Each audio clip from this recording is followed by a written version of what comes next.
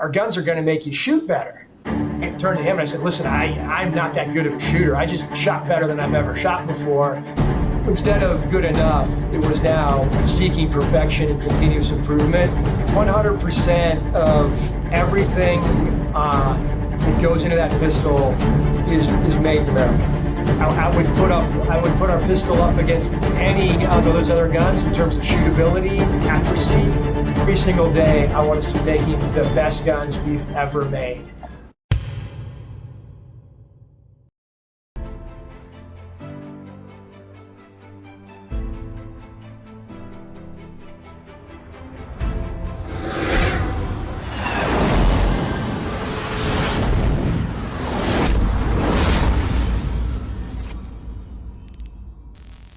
Welcome to Whiskey and Windage, the two-way podcast for the people, by the people. I'm your host, Adam, joined by my co-hosts, Mike and Matt. Gentlemen, how are we doing today? Man, doing good, dude, doing good. Just ready to kick off this this 4-day weekend I think I'm taking because heck yeah, 4th of July, and then, no, I'm not going to do anything the next day, and then it's, weekend anyway. Like, dude, let's go. Happy 4th of July Eve, everybody. Hell yeah. Same, dude. I'm getting stoked for the 4th. That's my holy holiday. So make sure y'all get out there, light some fireworks, blow some stuff up, stay dangerous. You got your snakes and sparklers? Got your snakes and sparklers. Just remember those fireworks are supposed to represent cannon fire. So let's all remember that. But be safe, but have a good time. Hell yeah. Hell, guys, open hand good, closed hand bad with fireworks. Remember that. Yeah, for sure. So, man, Adam, what do we got today? Oh, what do we have today? We have Nate, the CEO from Staccato, coming on the show. So stoked, so excited. I don't even know, I mean, we've had some CEOs on before, and we've always been excited, but this one was, man, I don't know. I'm pumped. Dude, and if, talking with Nate offline, getting everything ready, I'm stoked. This is his first official podcast. He's starting to make his presence known a little on the YouTube on Staccato's page, but for the most part, he hasn't sat down with anybody. So I'm pretty excited that we're the first. I'm sure he'll never do it again after us. We're going to ruin it for everyone else. We're going to get a part two. No thanks. We're going to get a part two. We got a part two, Kevin. We'll get a part two, Nate. We interrupt our program to bring you this important message. We are welcomed by none other than Nate, CEO of Staccato. Nate, man, how is it going? Mike, it's going great. I really appreciate you guys having me on the podcast tonight. It's a pleasure to be here. I look forward to sharing more about Staccato with y'all. Man, we're excited. When I us. first reached out, it was like, talked to a couple people and then it kind of trickled up to you. Usually it goes the other way. Usually it's like you talk to the marketing guys and they trickle you down, like I will throw you to some guy. And it kept trickling up, and it was like all of a sudden I'm like, oh man, like we got to have a real podcast now. Like this has to be professional. Like we've got the CEO on. Like, oh boy, don't set the bar too high for me, right? Hey, this is not that kind of podcast. Our bar is always low. If you want a better bar, I don't know. There's a couple out there. But we've done a little bit of research on you, but I did want to go ahead and start by asking the first question. If I understand correctly, you started your shooting career in the Marines. And if, talk about, I guess, how that correlates into where you're at today, and also how that grew into a passion for shooting. Sure. Yeah, no, I never really shot a gun before the Marine Corps. I mean, I shot a BB gun. I had a buddy in high school that was like a bird hunter, so he took me out, let me shoot his shotgun once or twice, but that was really the extent of it. So, when I joined the Marine Corps, the 2 weeks we spent in weapons training was my first exposure, and in boot camp's a pretty stressful experience, or at least it was a pretty stressful experience for me. And I'd say that the 2 weeks that they kind of left you alone was the 2 weeks of weapons training, because they wanted you to be able to qualify. And so anyway, I fell in love with it then. Actually, I really enjoyed it. I loved being able to kind of measure yourself against a known standard and know exactly where you stand and where everybody else is. And then, if you're coachable and you listen well, you kind of know what you need to do to improve. that was the beginning of it. I got into a unit within the Marines. We were fortunate to be able to train and shoot a lot. So that expanded beyond the rifle into pistol. We shot pistol a lot in that unit, and then also some shotgun. And along the way, it was just sort of kind of more and more. And, there were certain courses you had to shoot at a certain level to qualify for. And I always found that challenging and enjoyable. So that was sort of the beginning of it. And honestly, when I got out of the Marine Corps, I didn't shoot much for a while. I bought one gun, and I had that one gun, and I was living in Chicago when I got out of the Marine Corps, so it's not really a gun-friendly environment. Yeah, not really. I had to get a permit and all this stuff. But I got back into it probably, I guess, a little over 10 years ago now, and we'll get into the story a little bit later about kind of STI and the background there. But I was working for a firm up in the Nevada area, North Nevada, and in the Lake Tahoe area, and so I'm in Nevada. I can buy guns, Hell yeah.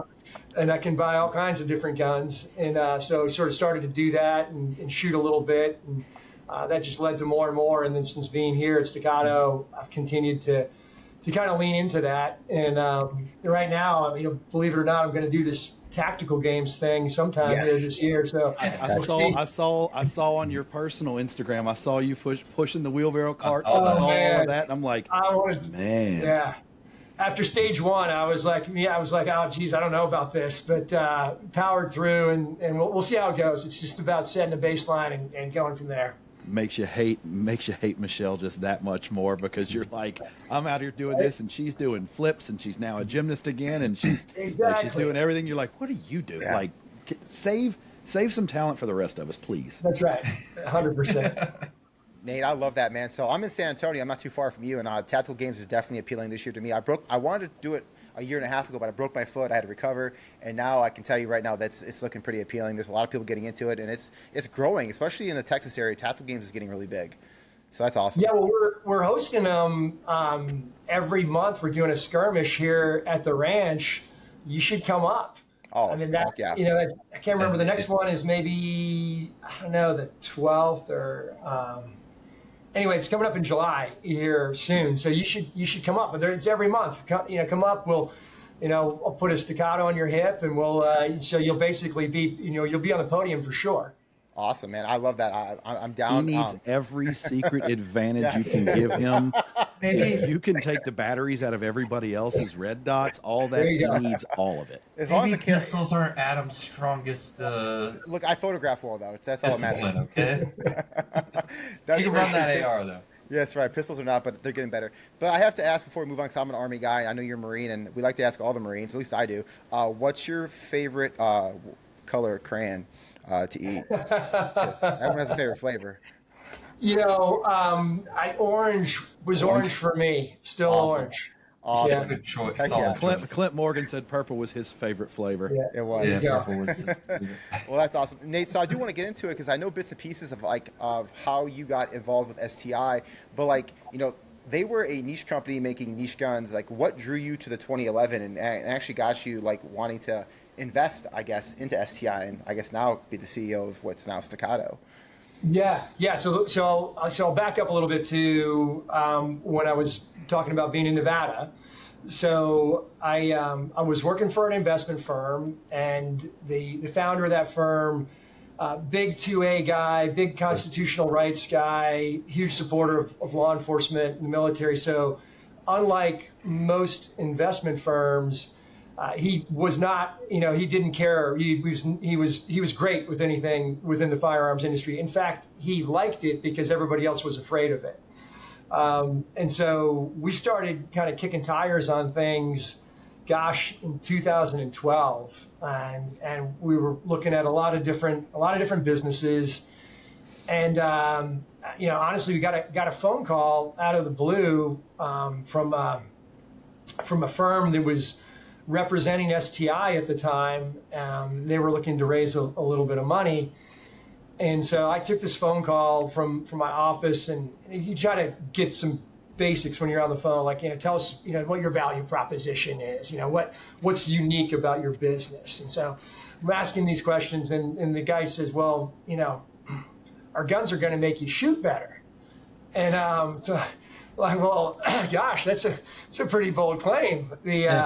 In the back of my mind, I'm thinking, okay, this is completely, witchcraft, and this is marketing, right? This is like the Callaway Big Bertha driver that I bought, and it just makes me slice farther. And for sure. So I there's no way. But anyway, I was interesting enough to go check it out. I'd never heard of STI. I think that was true at that time for probably most people, unless you were either a competition shooter, an ultra gun nerd, hardcore gun nerd, or maybe you lived in Texas, right, and in and around it. But outside of that, it was not a name that was well known at all. And if you did know it, and we'll get to this, because this is part of the story. But if you did know it, well, either one or two things. If you did know it but you didn't know it well, you thought, okay, that's a gun for competition shooters. Yeah. If you were a competition shooter and you really knew it well, then you knew, well, this is the gun you buy, and then you probably bring it to your gunsmith so they can tell you whether or not you got a good one or you got one that needed some work. You got to put some work in it. Because that was the state of the union then. Basically, when those guns ran, they ran great, but unfortunately, they didn't always run 100%. From the factory. Magazines were a nightmare. Dave Dawson, who's on our advisory board and who I love and really helped us a lot. He made a whole business on basically fixing STI guns. Sounds a lot like the Prodigy story. Sorry. As did others, right? Listen, it's not easy. It seems like everybody's first try kind of fails. Yeah, for sure. But so anyway, so they're like, hey, this gun's going to make you shoot better, right? So we get on the plane, we go out, we travel up to Texas, we come meet with these guys, super nice guys, broken down facility. It looks real bad. But we go out to the range because we're like, well, let's go see if their claim is legitimate. And it's me and it's my boss. And we're out on the range with a guy named David Cupp. He's one of the very first employees. He's like our Jedi 2011. He's been here, 30 years. He's an amazing guy. So we go to the range with David, and he puts the guns out. We start shooting them, and it's like, wow, okay. So he's actually shoot pretty well. It's pretty easy. And the thing that was remarkable for me was, and this was still in the days of iron sights, right? So it's just kind of like pre the dots really becoming a thing. But you could get back on target with that front sight very, very quickly. So there wasn't a lot of recoil disruption, and so you could track your front sight pretty well. And so follow-on shots were really, really quick. And then the triggers were great, right? And of course, they gave us guns that they had gone through that were they were tuned up the nice. Best of the best, yeah, right? Yeah. So they were just humming, and so splits were fast. You could target transition really quickly.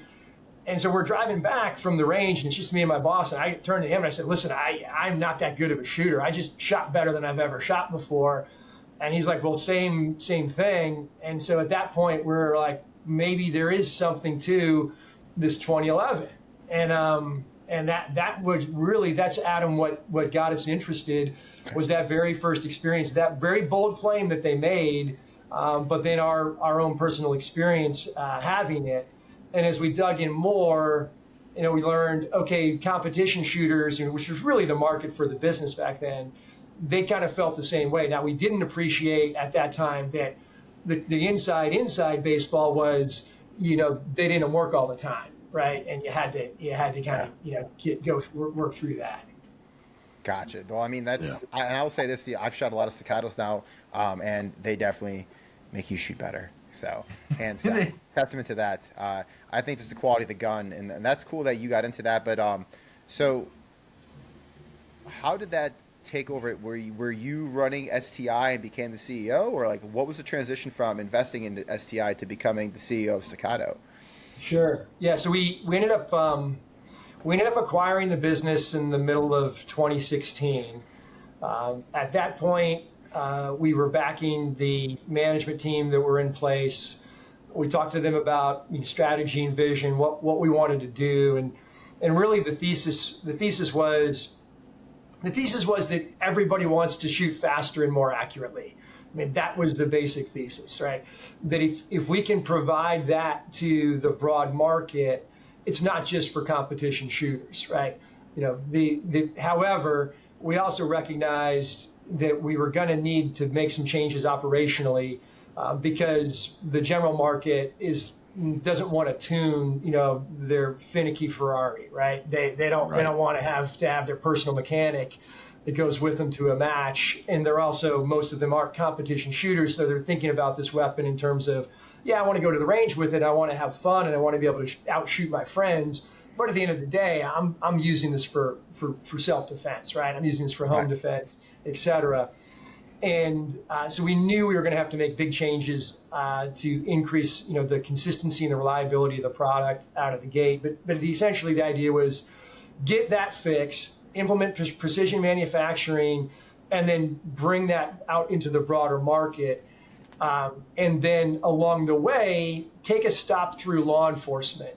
And the reason that we wanted to do that were two big reasons. One is because we felt like law enforcement should have the best guns out there. Now, we had to make the best gun first because, you know, back at that time, you know, we didn't have a product that we would be comfortable, honestly, you know, sort of saying, hey, guys, go take this, you know, into the field and depend on it, right? For sure. So we had to fix that. But then we wanted those guys to have the best. And on top of that, we kind of needed them to put a, you know, stamp of approval, if you will, or a credibility endorsement, because, you know, most of the general public doesn't, you know, relate into, and I love Max Michel and I love JJ and I love all the competition shooters, but most of the general public, they don't know who those guys are.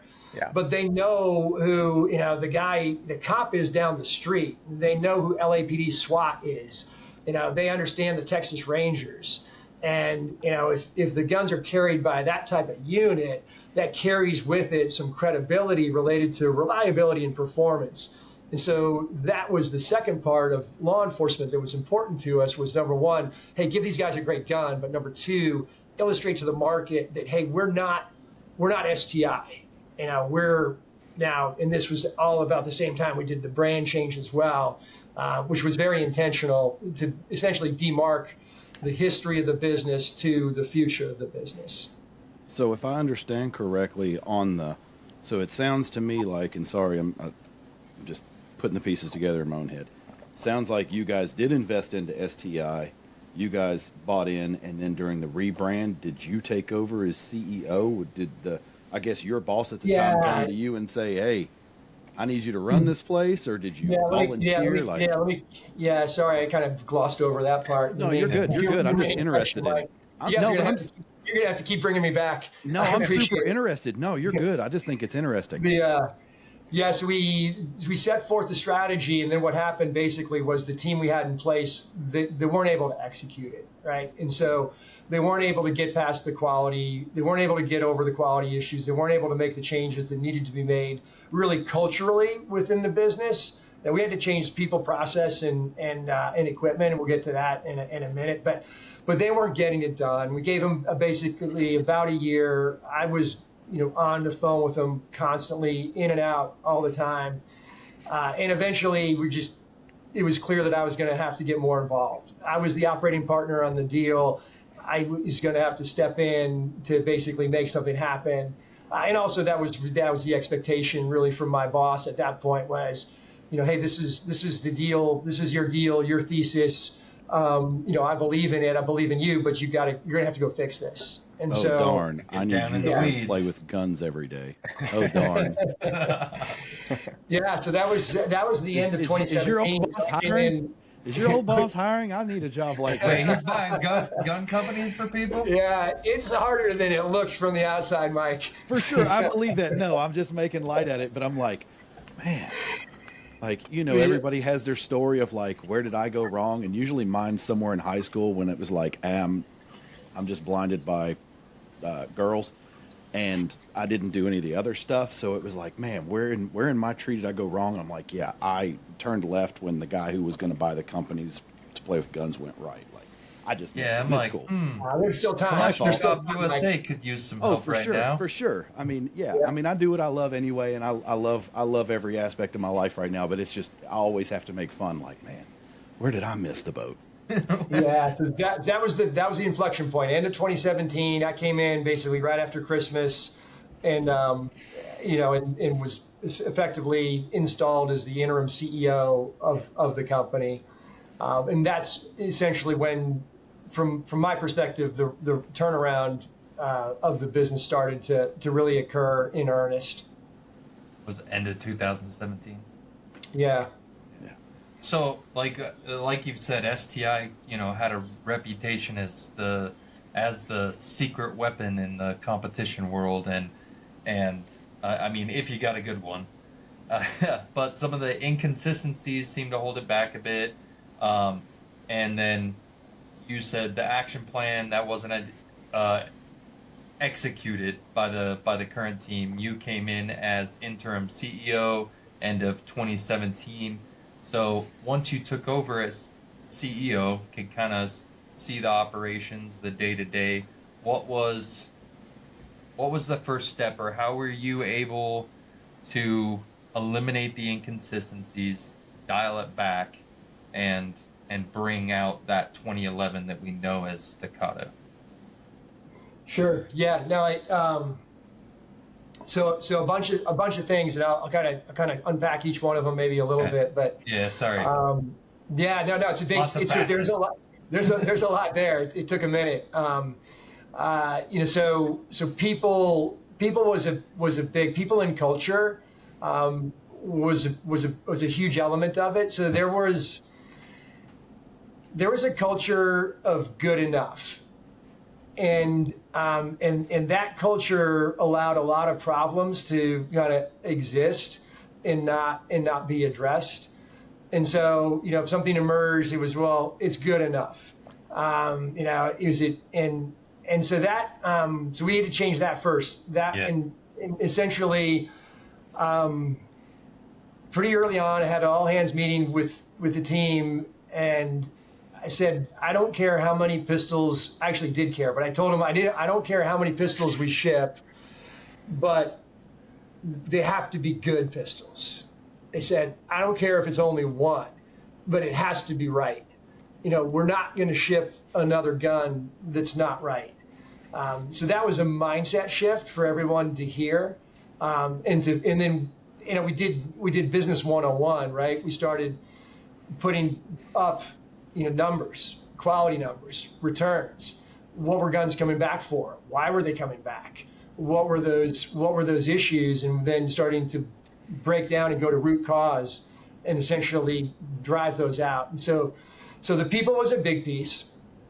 Process was the second piece, and process really came from learning from our mistakes and then chasing them down. So the things that we didn't do right, going to root cause on what went wrong, where did it go wrong? Was it something within the machining process? Could our machines not hold the tolerances that we needed? And in some cases that was the case. We had machines that were 20 years old, where we're using tooling beyond its useful life, right?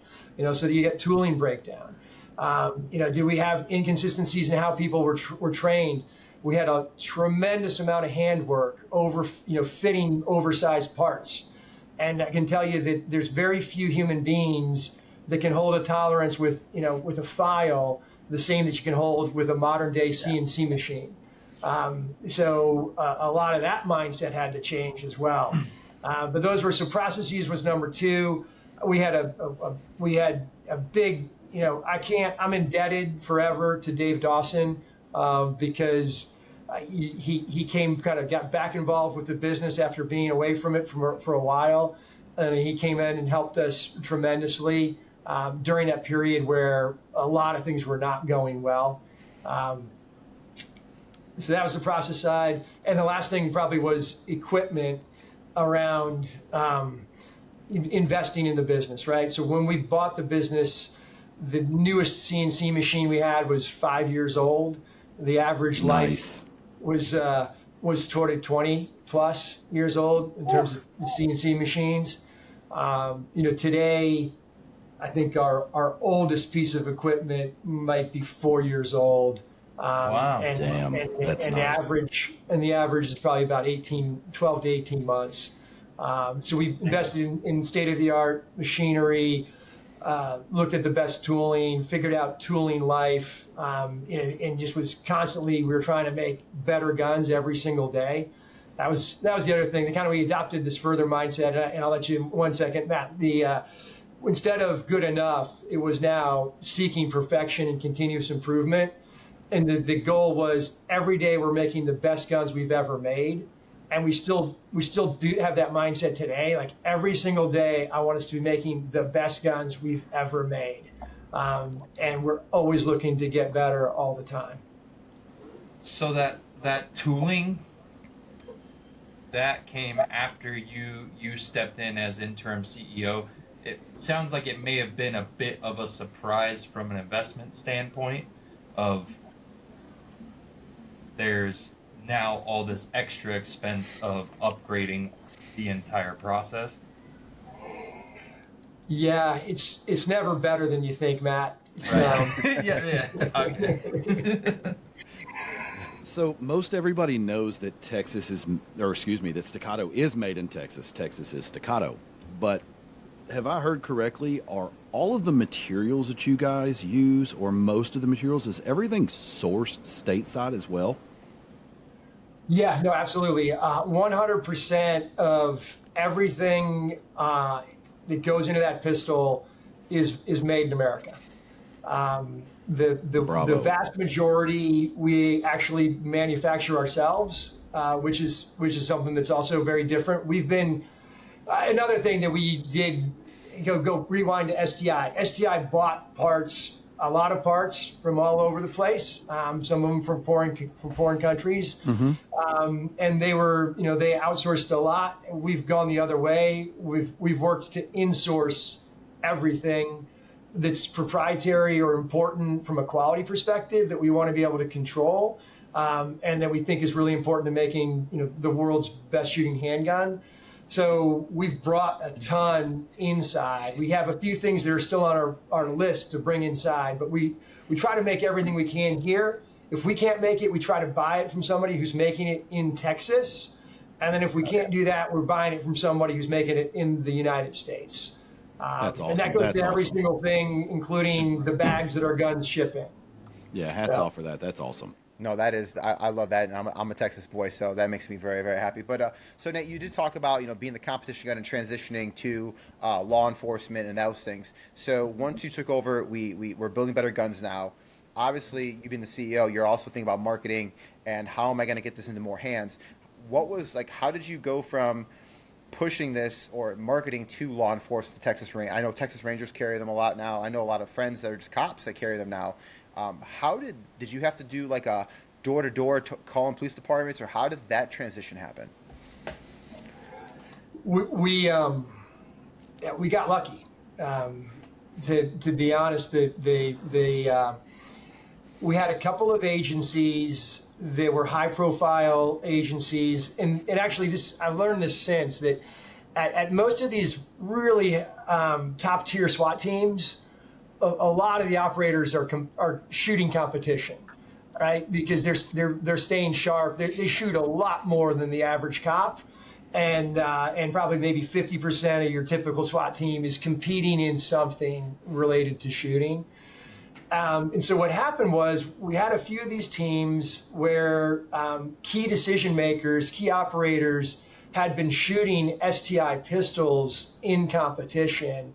And so they understood the capability of the platform, when it was performing and when it was done right. And so, SHOT Show 2018, and then shortly thereafter, we had inbound inquiries from a couple of these marquee units who said, "Gosh, can you build us, can you build us an STI? But it's got to be duty ready."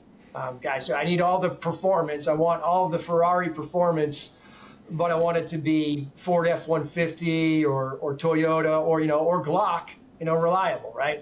That's the standard. Yeah. And so they gave us an opening to, if we could build the product, they would test it and they would beat the heck out of it. And they ended up being really good partners for us in that development process and sort of say, hey, this is not working, this is working. And that was a huge help for us. Once we landed a couple of those, let me back up. That led to the first Staccato product. So when we had something that could pass muster with these sort of, kind of maybe 3 or 4 of these agencies, Southern California, some of the big SWAT teams in Southern California, the U.S. Marshals, their SOG team was another one. These were the guys. And once the guns passed muster there, we're like, okay, we can now introduce Staccato. We've now got a product that's duty worthy. We can now introduce Staccato. And we introduced it originally under STI. We introduced the STI Staccato P in 2019. That was the first version of a gun that we basically developed really for that market. It was a 415. I didn't know that. Yeah. I didn't know the first one was a P. Yeah, that was the first one. And kind of everything, then the dominoes started to fall slowly from there. The law enforcement market seems to very much be a word of mouth market. Cops, by virtue of what they do every day, they don't trust anybody, and probably, nor should they. They might trust other cops a little bit.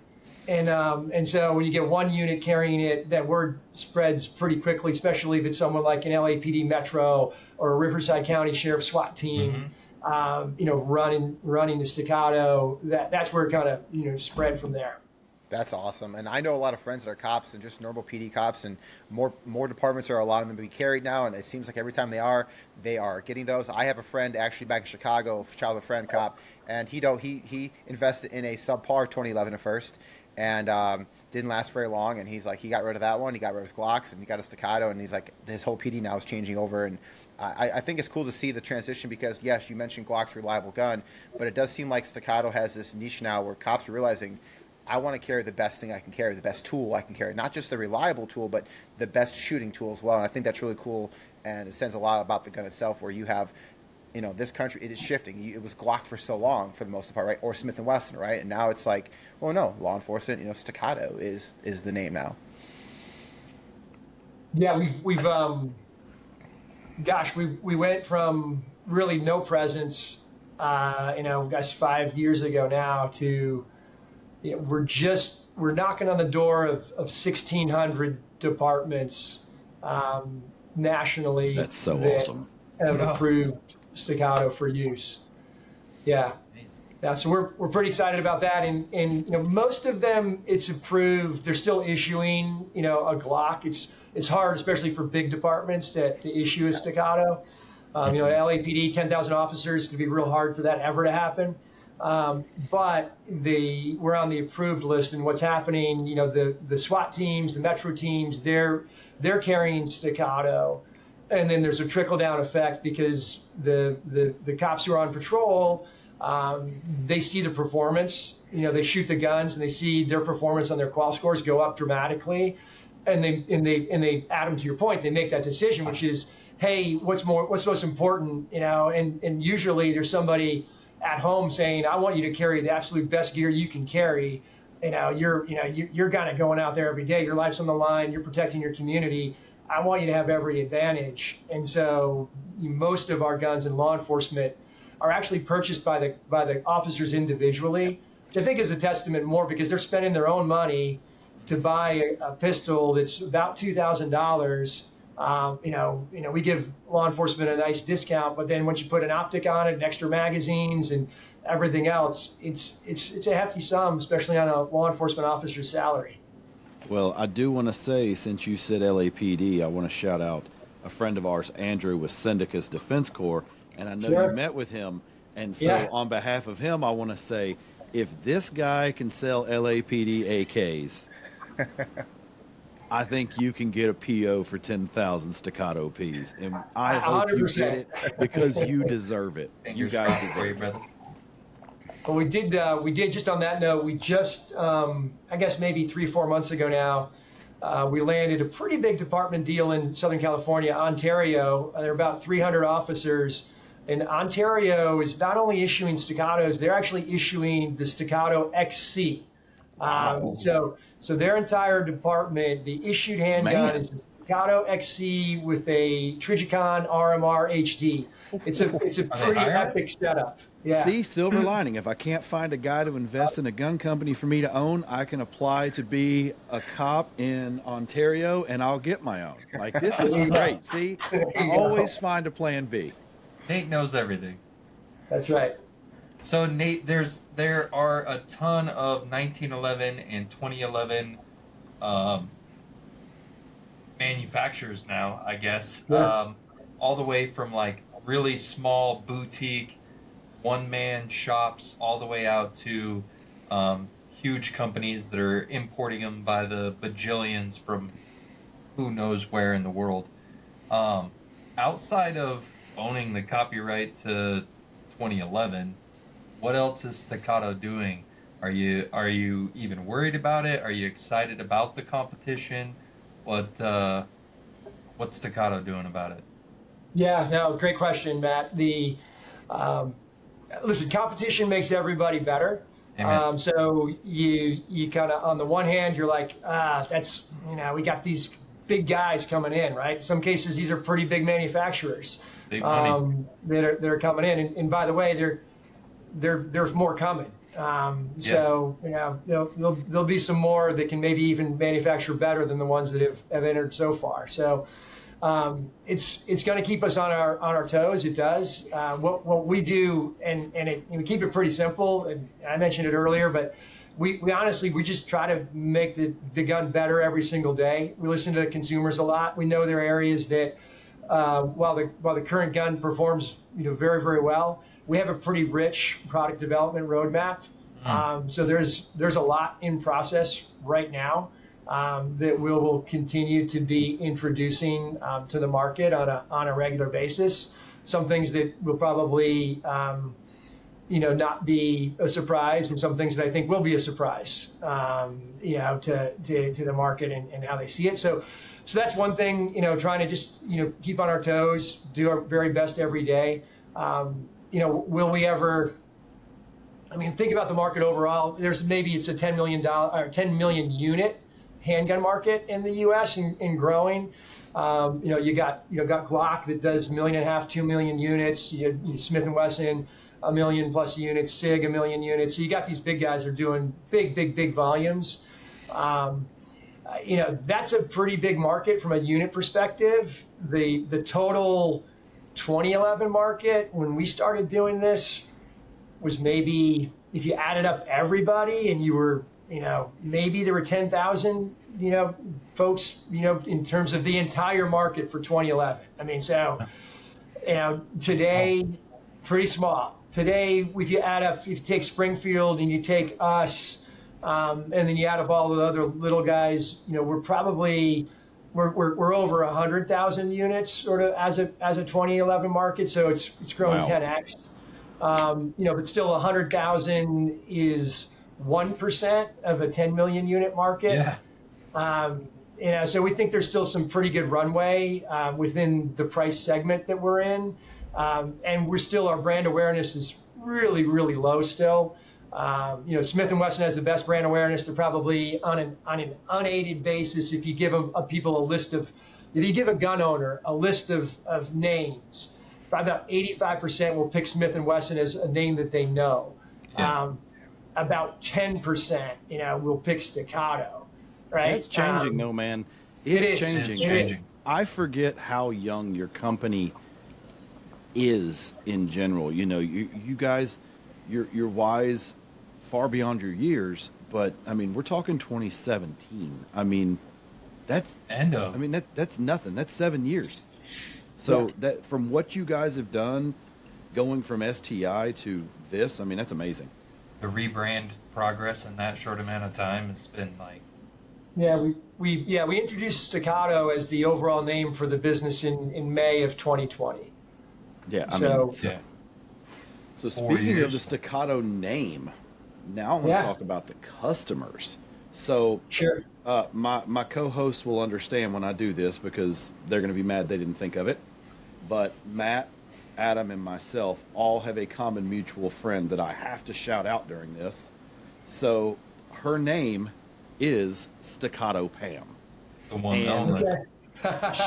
It is I Staccato love underscore I love Pam. Staccato Pam. She has, Staccato P. I mean, her name is engraved in every single one of these. She's got the P, the CS, and the XL. She loves them. Anytime Staccato is there, she's buying patches, she's buying stickers. I mean, it's everything. So I have to say, now that we're talking about customers, I have to shout out Staccato Pam. But speaking of that and what she owns, let's talk about your models. You know, Sure. we've got, of course, the P, the flagship, the first one that was, when I say flagship, the first one made. Yep. Then you've got, what do you have? You've got the XL, the XC, the CS, the C2 and the C, is that right? Yeah, no. So the way I'll do it is sort of smallest to largest. Kind of we'll do that walk. We started with the Staccato P, which was the origin, the origin model for the brand, and so everybody kind of understands that pistol was designed for law enforcement. That is that pistol, full size pistol. It's 4.4 inches in terms of the barrel. You think of basically Glock 17, right? And so that's the footprint of the P. You can use it for duty. You can use it for range. You can use it but we have people that carry it. But it's a full size gun. All right. Yeah.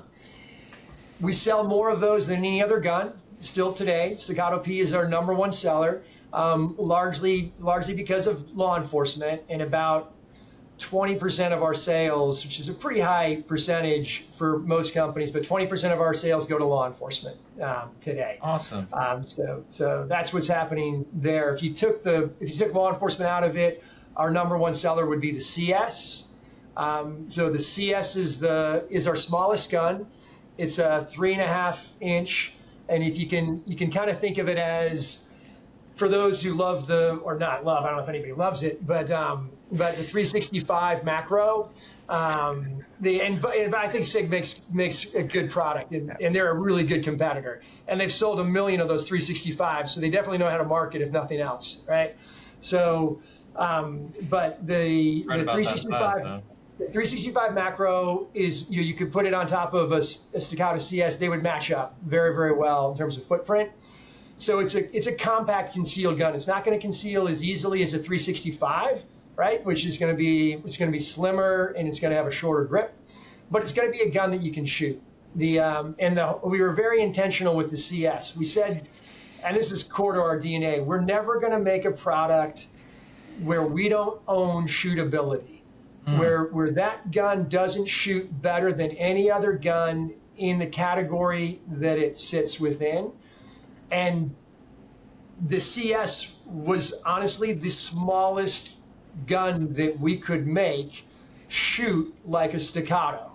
Now, I think that will continue to change as things evolve, but today, present day, the smallest gun we can make that's a true Staccato, and that's why we say, it's pure Staccato, just smaller, is the tagline, because when you pick up that gun and you shoot it, it shoots like many very much larger guns. It shoots like many full-size guns.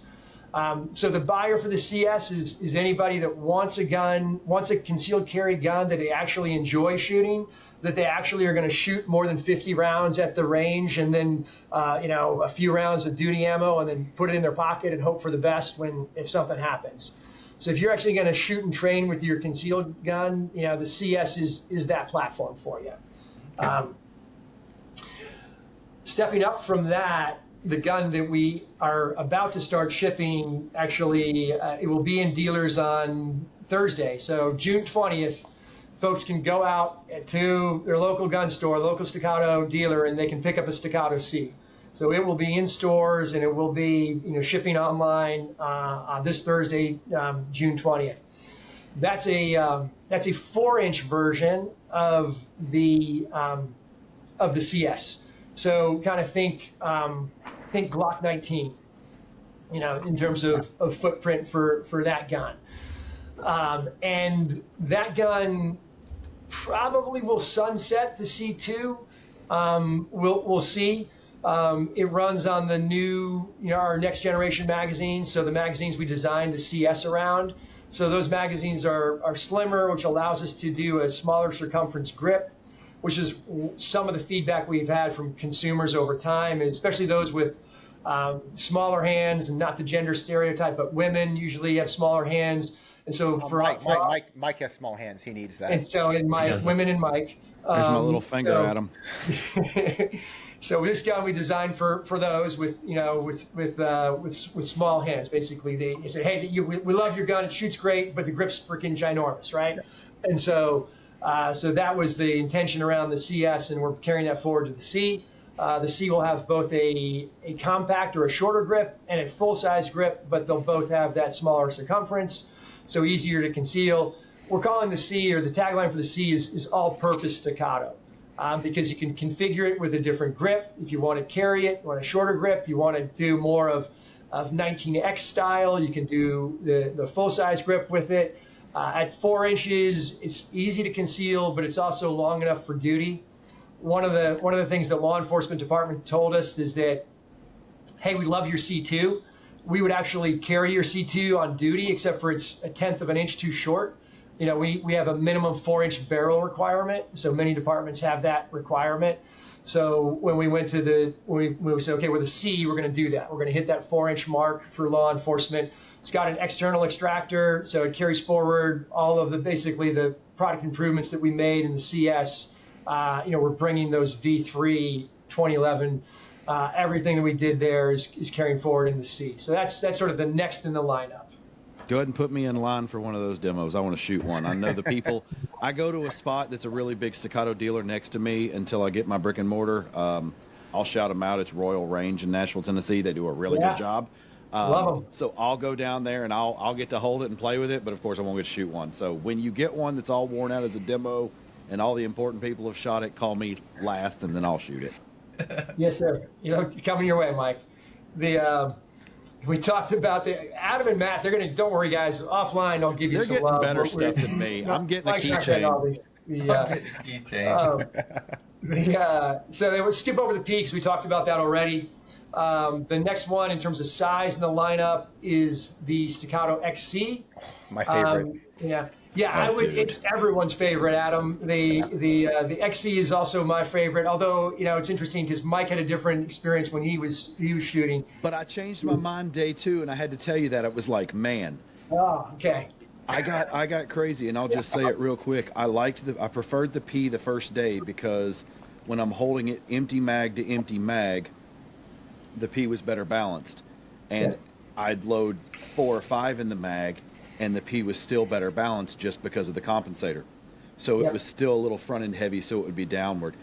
But once you load full mags and you get past I'm just really trying to review these and feel them for what they are and not actually get out and shoot them, dude, that XC is a cheat code. I don't care who you are. I know they're not, but I mean, even Adam would be a good pistol shooter with an XC. I've shot one. Yeah, I mean, it was ridiculous. I was shooting steel. I've got a range at my place. You can walk right outside and shoot, and I was shooting steel at 75 yards, ringing it.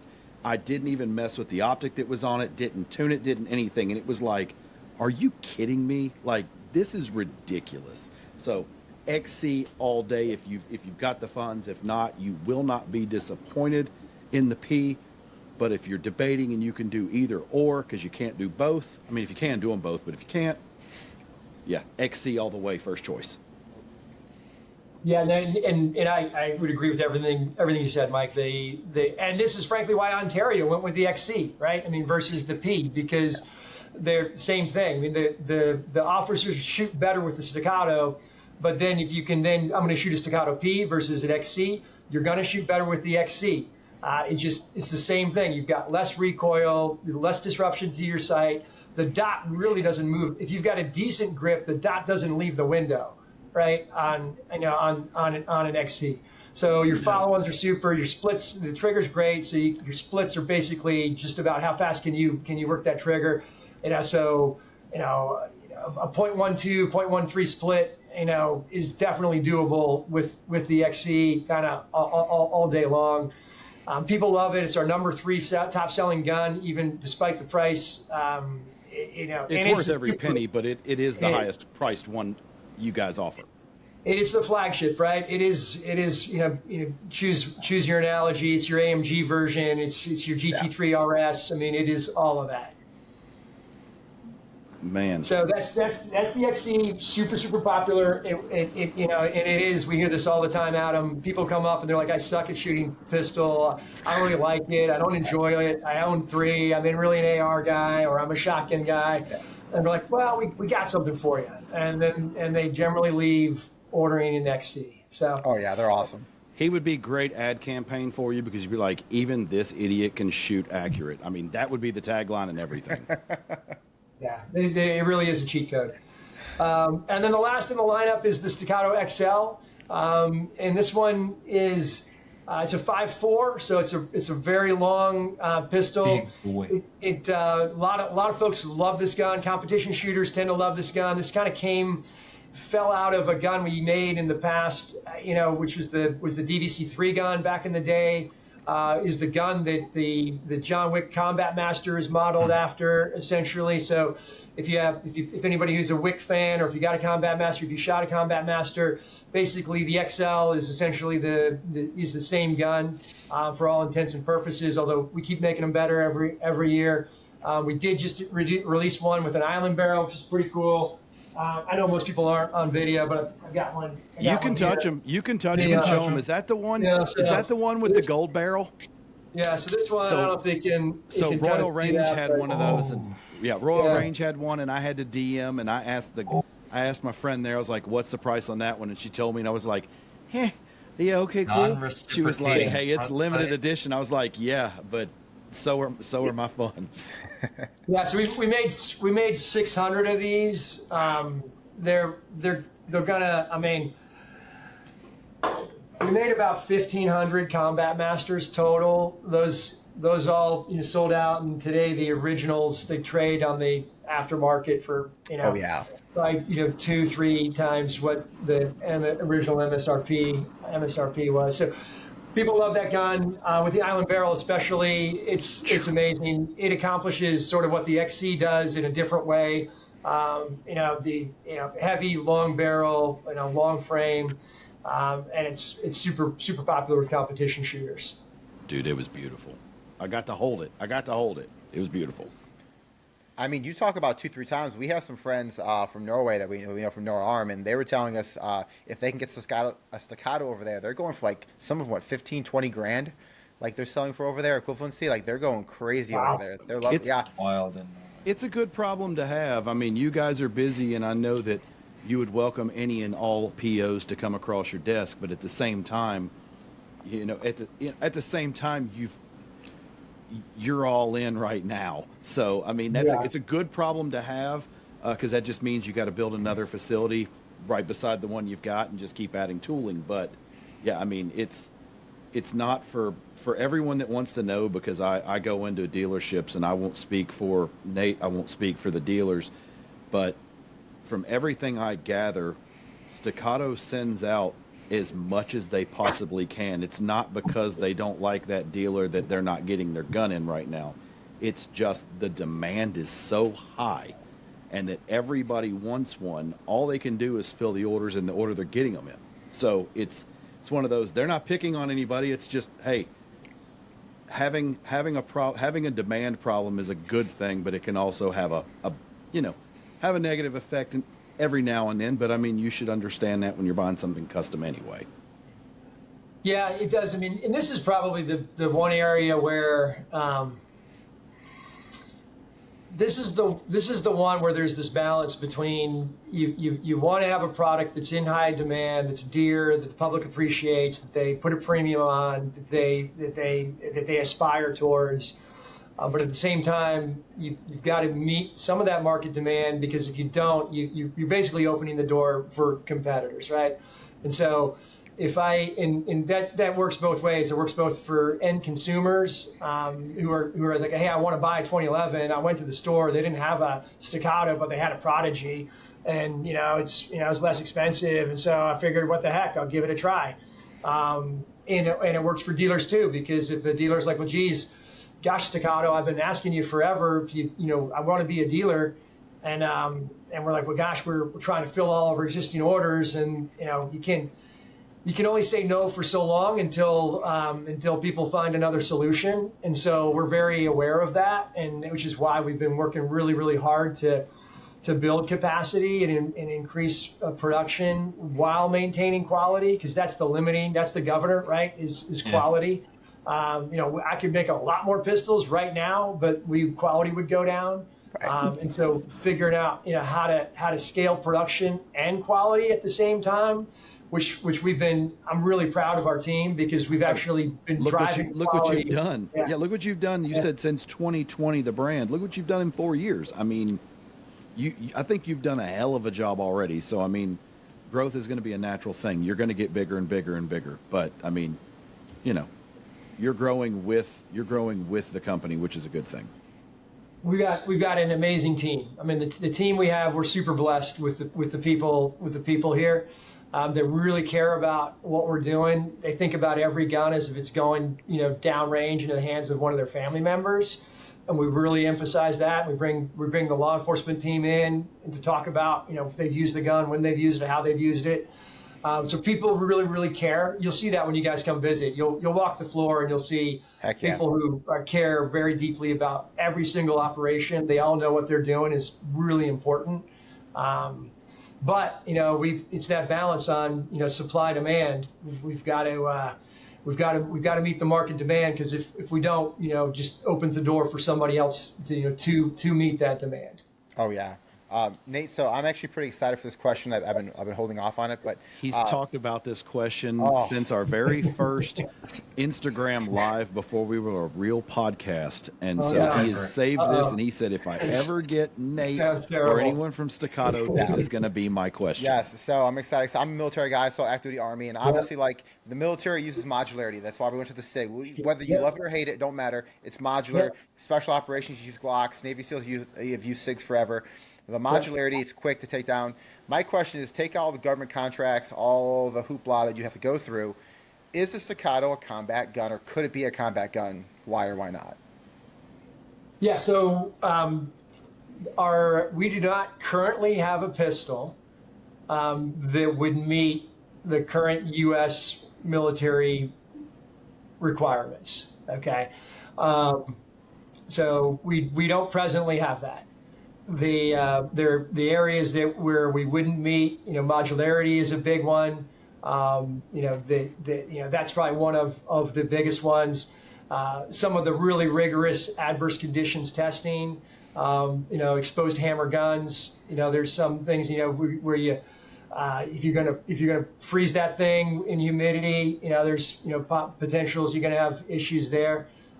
So today I would tell you that if we submitted a Staccato today, we wouldn't pass. We would not be accepted, for use in the U.S. military. How would the gun perform in a combat situation? I mean, listen, as y'all well know, 1911's been used for a long time. 2 world wars. Yeah. And everybody loves to say that, right?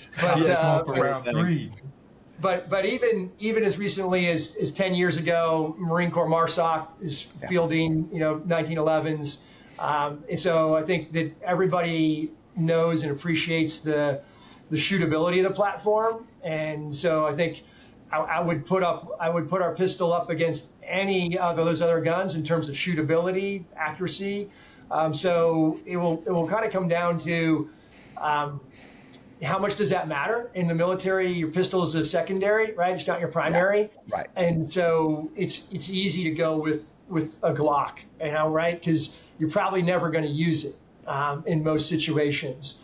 If you're a cop and a pistol is your primary, shootability matters a lot, right? Listen. That's where we are today. It may not be where we are in the future in terms of being able to meet those requirements. So that's interesting because you kept saying that not yet. And is that something? And obviously you can't talk about. He's like, not yes. going to tell you But that. is it something that's on the table, like a concept that you guys are working on? Adam, every day we're trying to make the best guns we've ever made. I love it. Every day we're looking to get better. We've got a very rich product development pipeline.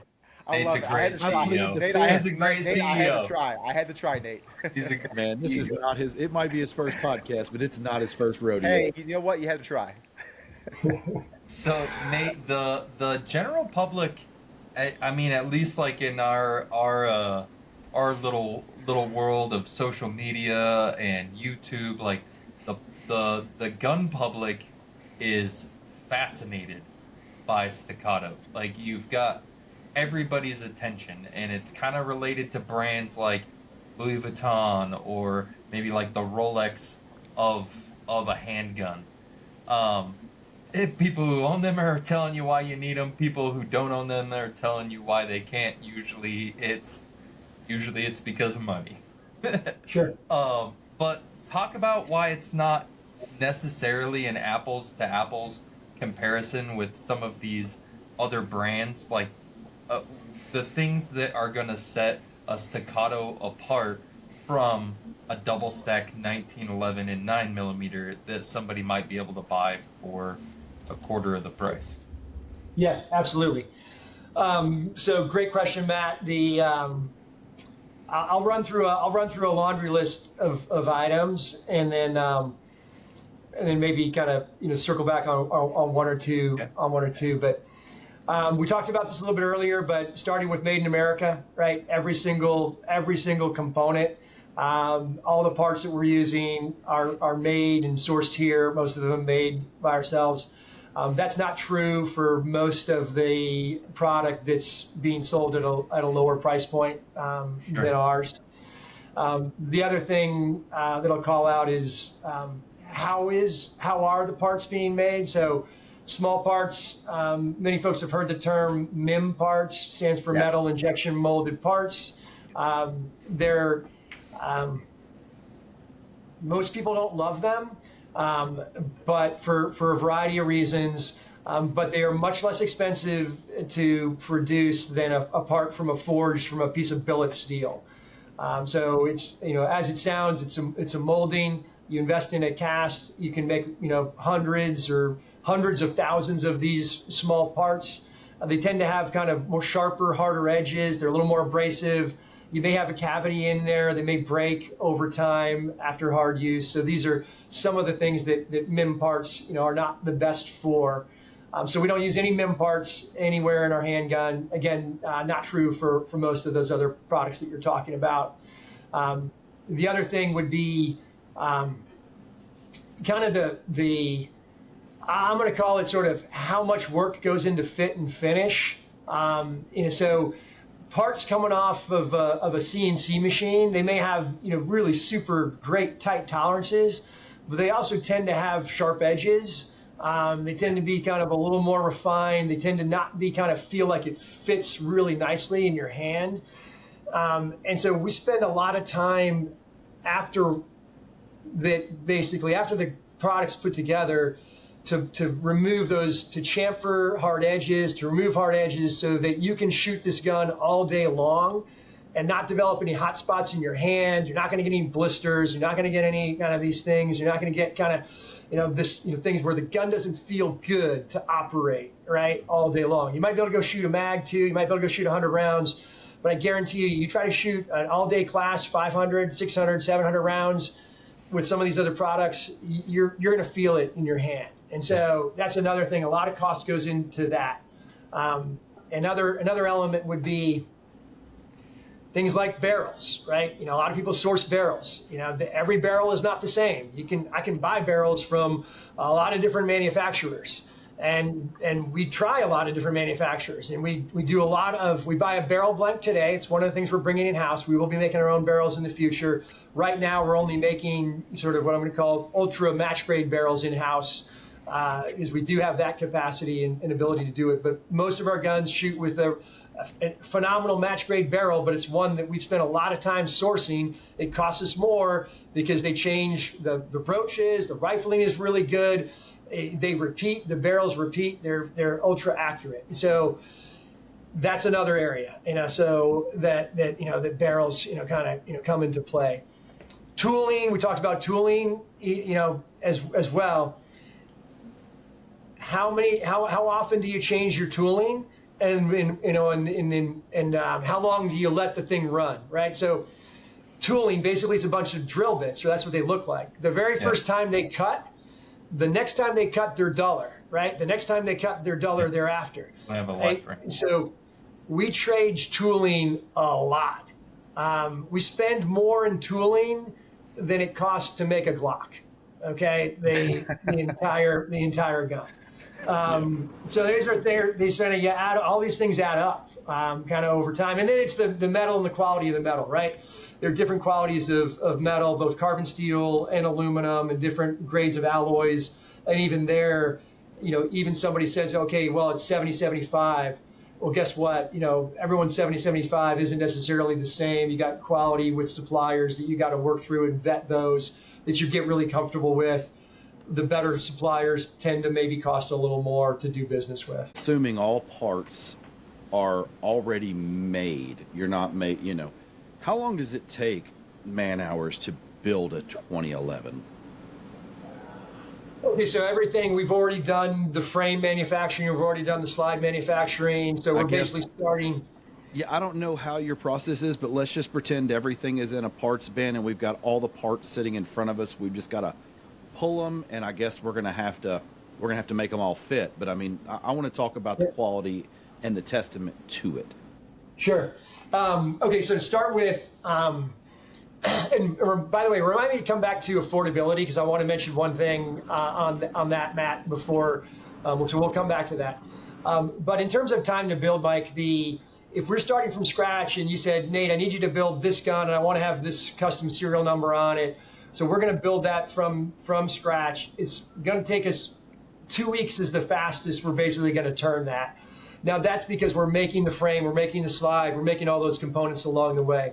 If we're starting with all of those components complete, and now we're into basically fitting, we're doing link and time, we're doing barrel fit, we're doing fit and finish, we're doing coating, we're doing test fire quality. On the back end, that process is about a week to go through that stages of the process. Not that I'm hinting at it. I was just wondering, because there are some places, I know a couple guys that do builder days and things like that, where like, oh, hey, like everything's mil specs, you can come in and build your own thing, and not to say that just anybody can build a 2011 pistol, but for anybody that's like, oh, that would be neat to build my own, just so people know, like, you would need to take off a week of work and fly down and basically have a shadow for a week, while if you tried to do that, or you shadow someone if you were even allowed to do that, like it's a long drawn out process.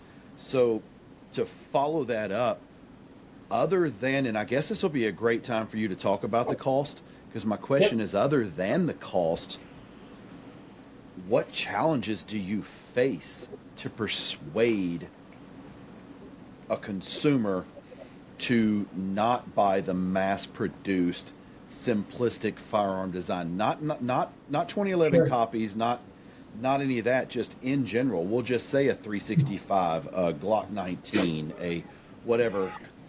Other than the cost, what challenges do you face? But then also, that'll be a great time for you to talk about the cost, effectiveness that you want to make a point of for Matt. Yeah, no, absolutely. And one point on the last question on building, the very final stage in our build process is finals assembly. This is where the master gunsmiths are putting all of the parts together. The gun's now been taken apart, put back together several times, because it gets built in what we call it basically uncoated, and that's chamfered, everything else, and then it goes through. Then it goes out to coating or in-house where it's DLC, and then it gets rebuilt. And so in that final stage, it's the finals process that takes less time. So you could build a gun, there. You could, Mike, with help, probably build it in about 2 hours or so. And where our guys are faster than that, because they've been doing it for a long time. But that's the finals assembly, side of things. That's kind of what I was getting at was, but to actually do the work to get the proper fit and finish, and I say that not because I want you to do a customer build day, but I say that because I think a lot of people need to understand that, there went your camera. But I think a lot of people need to understand that it's not like Glock, it's not like SIG, it's not like, and I don't mean to call them out, it's not like you just have all these parts in a bin that are all cut by CNC machines and they're all cut to the same tolerance, and then they're made specifically to have some wiggle room. I hate to say that, but that's what it is. Yep. And not everything is made to fit like a glove. So it's real easy to bang out these parts left and right, and for the AR builders, mil spec. I mean, we know that's the bottom of the line, but at the same time, it's, hey, all this meets the requirement. It all meets to put part A with part B and go. And I just wanted to, I say it with you and any custom gun builder, whether it be a 1911, a 2011, a bolt action rifle, anything, just the art. There is a true art to custom gun building that just needs to be acknowledged, and that's why I wanted to say that. Well, Nate, I want to transition to the other thing that you guys manufacture, and I'll be honest. So I know Mike got some guns for you, sent out to test out, and some ammo, and that's what I want to talk about because Mike saved a little bit of it. We're going to be down in Nashville for GOA, myself and Matt. So he saved some of it for us to shoot, which we're super excited about. Not much. Not He saved a couple. I think he saved a couple boxes for us. But boxes. No, I said a couple rounds. That's an open box, bro. Lies. Oh man. That's We'll Adam will bring some. We'll bring a bunch. Awesome. This actually might be the most exciting thing that we're doing, or the thing that I'm most excited about that we're doing. Gosh, we got into this ammo deal. What happened was, and this happens from time to time. You guys know this. That ammo kind of goes in these cycles, right? Yeah. Something will happen, you can't get it, super expensive, you can't get consistent. Then it's everywhere, right? Then there's a surplus, and you can get it, and it's for sale everywhere. And then something else is going to happen, and then it becomes dear again and hard to get. So we back in the pandemic, we had a big problem getting ammunition, and we use a lot of ammunition internally for test fire, for demos, etc. And we couldn't get it from the big guys, the big manufacturers who we've been buying from forever. And what we were getting was inconsistent in terms of quality. And so we said, but gosh, we use a lot of ammunition ourselves. Ammo is kind of important, and a kind of important element of the overall shooting experience if you want to be accurate. Yeah. Our guns are really known for accuracy. And so maybe there's a thing to do where we can make some ammunition that's at the same standard as our pistols. We've got this ecosystem of customers. We know people tend to shoot our pistols more than others. And so that was kind of those were the factors that we thought about when we were thinking about ammunition. And so it started back in the pandemic. And we basically said, if we're having this problem, I'm sure our customers are having this problem, or they have it from time to time. And so we thought, okay, so let's do it.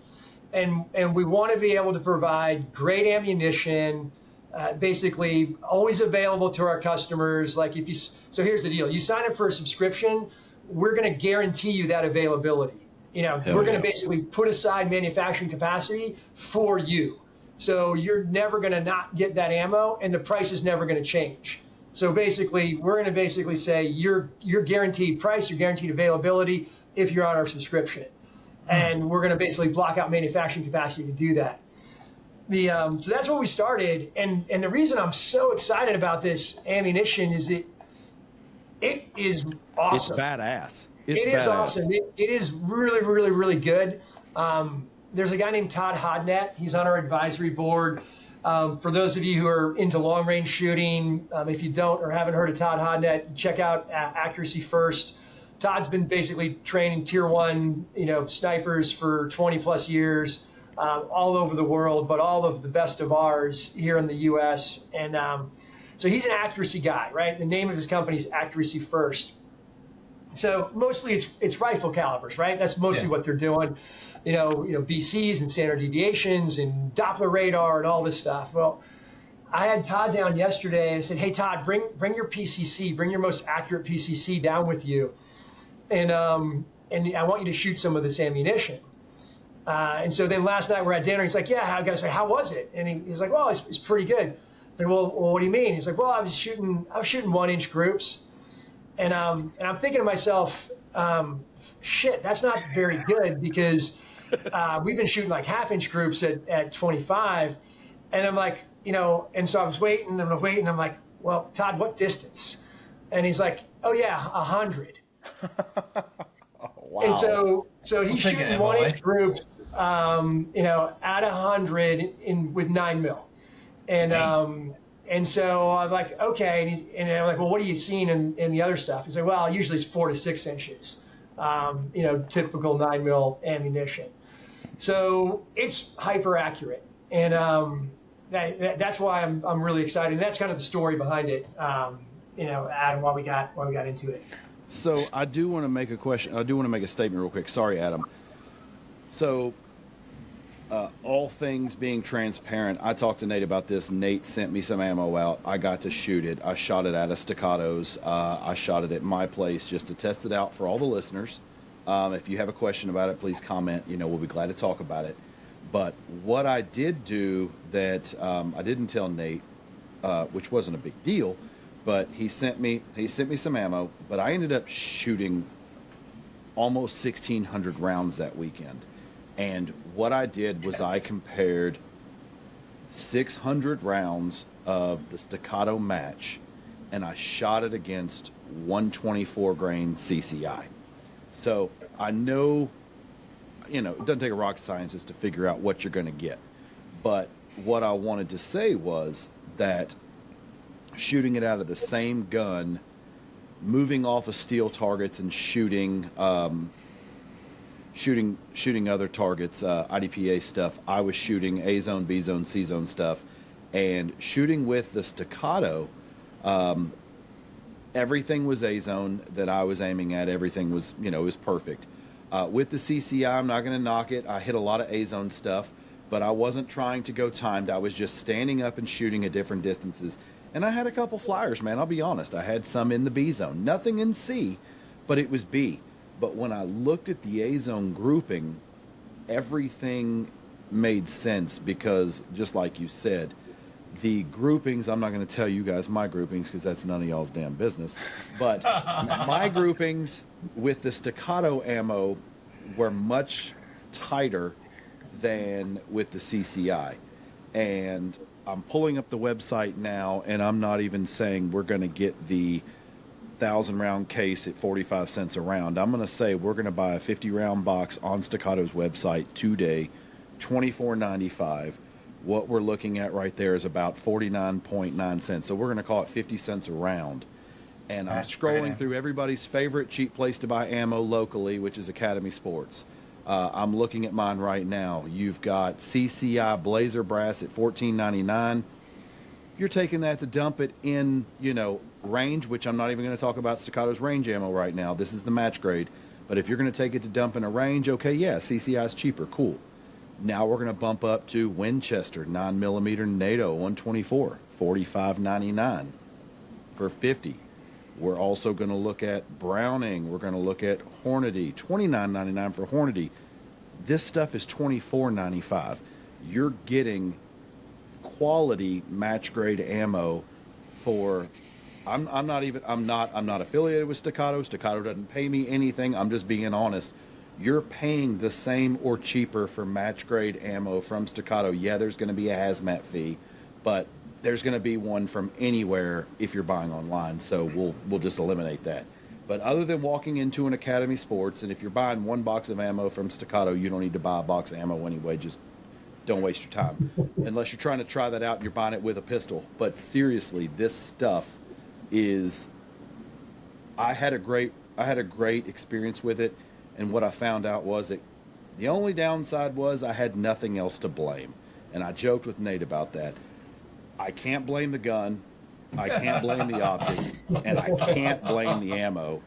So I still the just only thing I could blame, which didn't change, is I'm gonna blame elevation and humidity, even though nothing changed.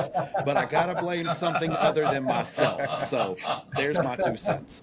That's my plug for Staccato ammo. So the ammo's on the site right now, available for people to buy.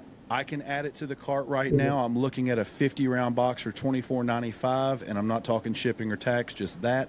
Or I can add the 1,000-round case in bulk savings for $4.50, which is 45 cents a round. And I mean, like I said, other than you buying, and that's for the match grade. I'm going to back up and I'm going to go to the Staccato range, which I will put a link in. This stuff's 35 cents a round at 1,000-round cases, dude. I mean, it's $350. A 50-round box is 19. And like I said, the CCI Blazer that I'm looking at, and I'm not trying to compare. I mean, it's $14.99. So we're literally paying $5 more, but you're getting consistency and you're getting quality. Not trying to knock CCI. CCI, if you want to shoot and just mag dump it, whatever, like, do your thing. But if you got an MP5 and it's full auto, like, you need CCI. If you're trying to prep for the next range day or the next pistol tournament or the next whatever you're doing, or you just want to be a better shot, so when you actually put the critical defense rounds in or whatever you're doing, you need to shoot a couple of those to make sure you're zeroed. But after that, shoot this Staccato range, dude, and you will not go wrong. So Nate, with the ammo venture, right now you guys are only making 124 grain. We've got so the match is a 125 grain. Okay. Yes. The range is, what do you got there, Mike? Is the range 124? That's the 125, and so the match is 125, and the range is 124 FMJ. Yeah, so the range is 124 FMJ. We've got another projectile coming, which is it's actually more accurate than what we're currently shipping in the match. It's a proprietary projectile with geometry that we've been working on for quite some time. That's going to start shipping in August.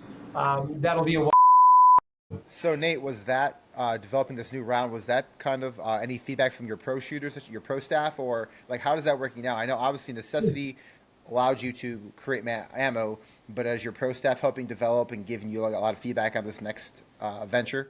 Yeah, no, that's exactly right, Adam. That's basically how we got to where we got, both in terms of grain weight, in terms of optimizing all of that, and then projectile design. Kind of, we started with that, and then there's a little bit of sort of science that goes into how does it fly, and then being able to control your own projectiles so that they're perfectly symmetrical.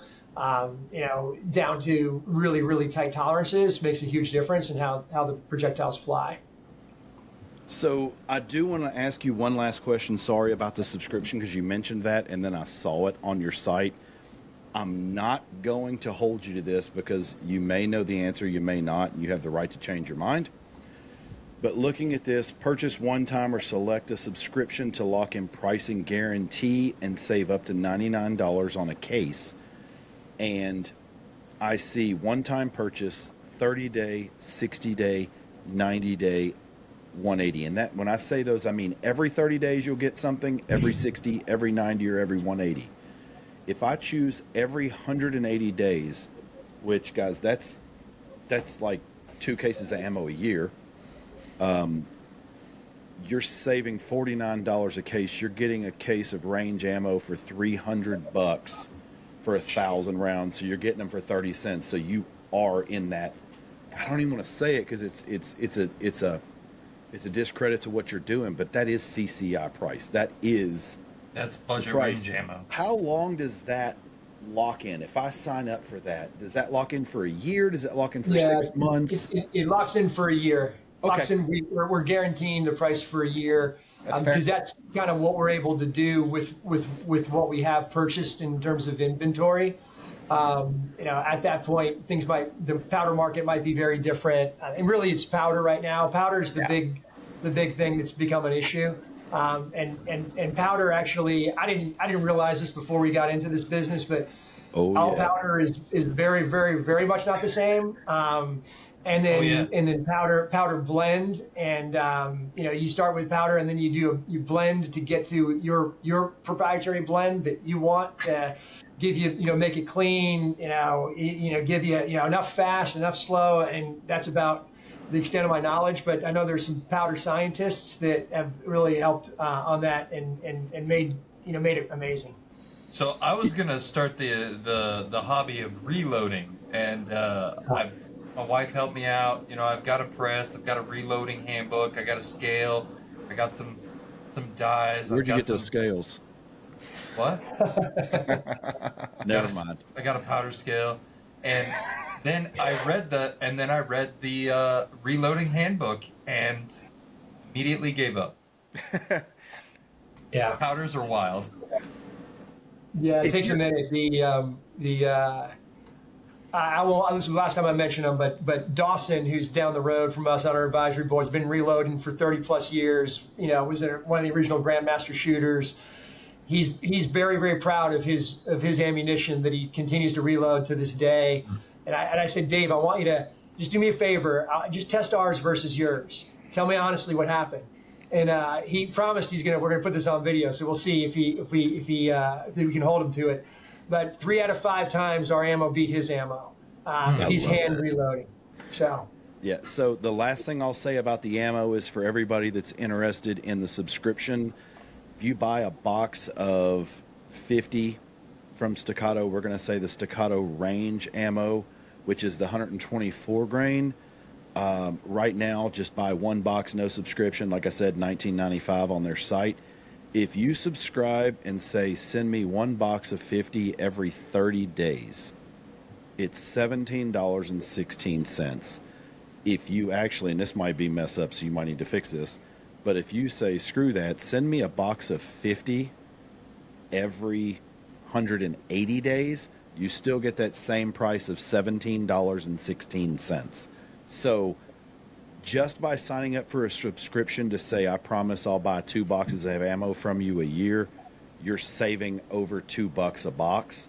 So it's kind of a no-brainer to support. And again, I mean, Staccato's making everything that they possibly can in-house. They're making everything they can that they can't make in-house, they're making in Texas. And if they can't make that, they're sourcing everything they can within the continental United States. I mean, it's all about supporting small business, and it's also about supporting businesses that keep things American inside economy. of the U.S. economy. So hats off to that. Beautiful. Very cool. So, Nate, I have to say, I know we talked about, me coming down to the ranch because I'm pretty close, but we got to get the boys. I think all 3 of us need to make a trip down there, come to Staccato Ranch. I have a lot of friends that have been to the ranch. He lies. He has no friends. It's true. I do have a couple of close friends that have been down to Staccato Ranch. They speak really highly of it. But we definitely have to make time to come down there and visit you and shoot a bunch of your ammo. Yeah, y'all are welcome anytime. The ranch is a lot of fun. It's a whole nother business we didn't even talk about, but yeah, come here and we'll do that. Save it for another podcast. But we're going to save to do that. Here. I do want to save that for a podcast because what I'd like to do is we got to check everybody's schedules to make sure everything's cool, and we're going to wait till it cools off because Texas I'm hot, baby.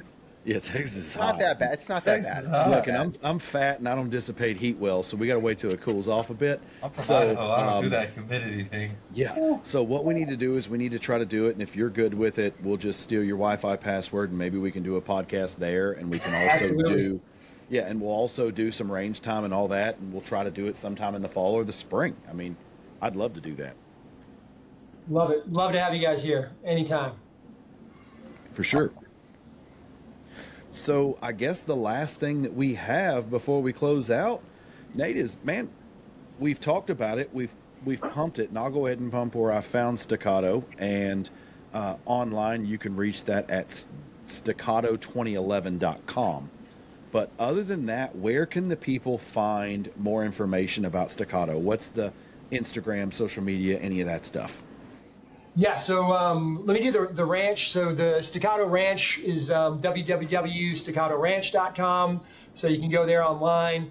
And then the Instagram handles are the same. So it's just at Staccato 2011 for Staccato. For the ranch, it's a little more complicated. With somebody, is sort of is sitting on the ranch handle and not using it. So, but it's at Staccato Ranch underscore TX. So at Staccato Ranch underscore TX on Instagram. Those are the primary channels we've got. We're on LinkedIn as well. We're on Facebook as well. Those handles, I think, are basically the same. They're going to follow the same format. Awesome, man. And, that guy sucks for trying to, I guess, cash in on capitalism. But, yeah, I hope you get Staccato Ranch eventually. But, man, Nate, we really appreciate the time today. I appreciate you taking time out of your busy schedule to come and talk with us. We hope to see you guys at a show in the future. And, we'll talk more offline about how we can get down there and make some more content that's, going to be entertaining for our listeners and also help promote your brand. So, man, on behalf of Matt and Adam, I want to thank you for coming on the podcast, man, and you are welcome back anytime. Guys, it's been an absolute pleasure. Really, really appreciate the time and the conversation. I've enjoyed it tremendously. And, yeah, hopefully I'm going to see you guys very soon at an upcoming event, but I'll confirm that with you, Mike. Awesome. Thanks. I appreciate you, brother. Thank you, Nate. Take care, y'all. See ya. What a great show. We want to thank Nate from Staccato again for stopping by, chatting it up with us over here at Whiskey and Windage. We really appreciate the time. Really good to get to hear about the history of Staccato, the future of Staccato, and what's going on right now. I had a great time. Boys, Mike, Adam, what about you guys? Man, I'm excited. Adam will get into the part 2 of this, but I'm excited to hear. I was excited to hear his story, and then we got the invite. I'm amazed, honestly. If you really think about it, Staccato in its current state is 4 years old-ish. Yeah. I mean, 2020, and some of that's a COVID era, but to build the reputation and take it from STI to Staccato in this time period, and it's already got the momentum it's got, like, man, hats off to all you guys for kicking ass. Amazing rebrand. Dude, it was a great interview. There will be a part 2 at one point. We talked forever, but it was so much good stuff, and I really am excited to talk more about Staccato Ranch. I know we got the invite, and guys, I'm probably going to beat you down there because, well, it's an hour and 45 minutes away from me. I got the invite, tactical games. I want to compete. They have skirmishes, so sorry, guys. Yeah. Sorry. Hey, Mike, you got the Staccatos first, so... Facts. Yeah, so you know what? I'm going to go to Staccato Ranch. I'm going to go get there, get some reps and train. Hopefully, I can learn something from all the people down there. And yeah, guys, I'm excited. Dude, the ranch looks like Disney World for freaking gun dudes. It looks like so much fun. So I can't wait. I can't wait. Heck yeah, man. Well, hell yeah, dude. I'm excited about this. Man, let's not waste the people's time, man. Close us out. All right. We want to thank all of you guys, our listeners, for tapping in and sticking around this long. If you haven't already, make sure to get over to whiskeyandwindage.com. Get yourself a hat, a t-shirt. We appreciate the love and support. We'll catch y'all next week.